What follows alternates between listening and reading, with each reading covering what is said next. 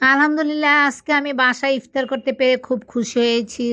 যেহেতু আমি সারাদিন উপোস ছিলাম খালি পেটে, এই জন্য আমি হালকা একটু ইসবগুলে বসি ট্যাঙ্ক দিয়ে। আমি প্রতিদিন ইসবগুলে বসি দিয়ে শরবত খাই, এমনিও খাই আমি প্রতিদিন। আর রোজা তো বলে কথা, সাথে আমার ফ্রুটস ছিল, একটু রুটি ছিল, রসমলাই, টুকিটাকি এইসব দিয়ে করছি। যেহেতু রোজার মাসে ভাজা পোড়া আমার পছন্দ না, খালি পেটে আমি ভাজা পোড়া খাওয়াটা আমার এটা একবারে পছন্দ না। যাক, মাঝে মধ্যে খাই, খাই না যে তা না। রোজার ছোলা ভোট পেঁয়াজ এটার মজাটাই আলাদা। যত কিছু আমরা আরও দামি খাবার খাই না কেন, ওইটা না চাবাইলে কেমন জানি লাগে।